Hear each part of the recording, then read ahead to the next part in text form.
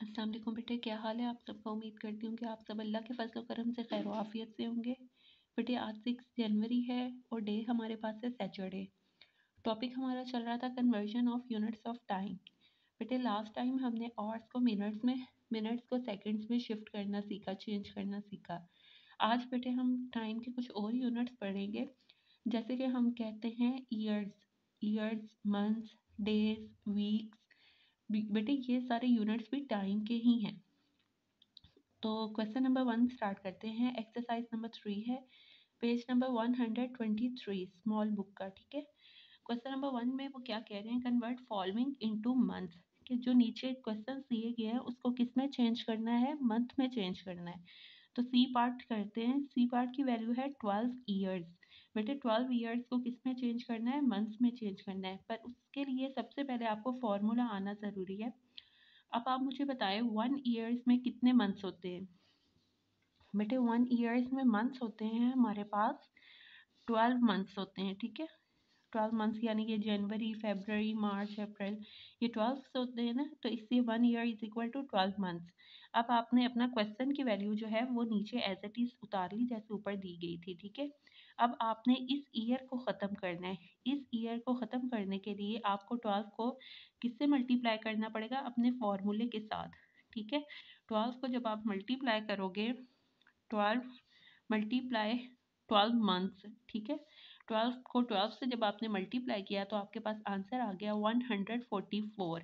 तो आपका overall total answer जो आया है वो आया है 144 मंथ्स। यानी 12 ईयर्स को अगर मंथ्स में चेंज करें तो वो कितने के बराबर है, 144 मंथ्स के बराबर है, ठीक है। आगे है 5 एफ पार्ट करेंगे। एफ पार्ट में सवाल है 5 ईयर्स 4 मंथ्स को चेंज करना है मंथ के अंदर। बेटा ये वाला हिस्सा तो आपको पहले ही मंथ में नज़र आ रहा है, इस ईयर वाले हिस्से को चेंज करना पड़ेगा। सबसे पहले इसमें भी फॉर्मूला लिखेंगे, 1 year is equal to 12 months. Formula लिख दिया।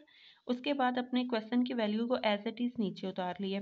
अब आपको पता है ये ईयर्स और मंथ्स दो अलहदा यूनिट्स है, तो इनके बीच में कौन सा सिंबल लगाएंगे कि ये अलहदा अलहदा बैठ जाए, प्लस का सिंबल लगा देंगे, ठीक है। ये दोनों अलहदा हो जाएंगे।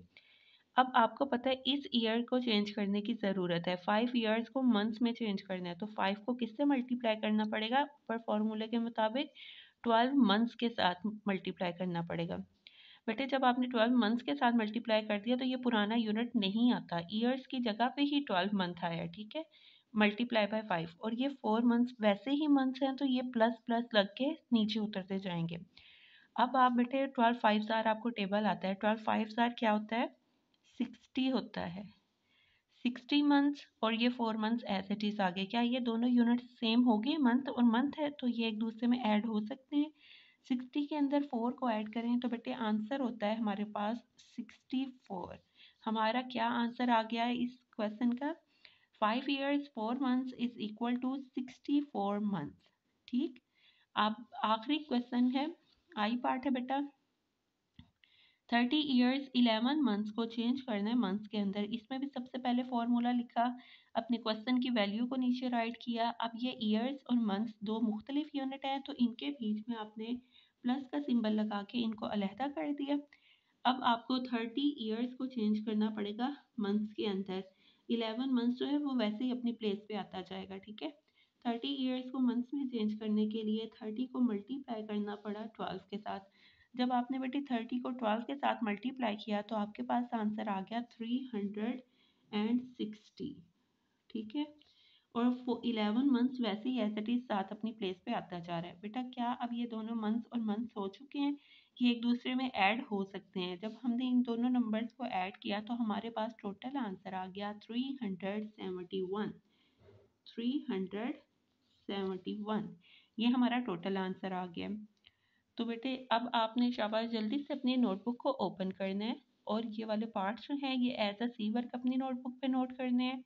इसके अलावा आपका जो होमवर्क है वो है जी review exercise page number 128, question number 5 जो है उसका डी पार्ट और क्वेश्चन नंबर 5 का ही ई पार्ट। ये दोनों क्वेश्चन आपने अपनी प्रैक्टिस के लिए नोटबुक पर होमवर्क की हेडिंग देकर सॉल्व करने हैं, ठीक है।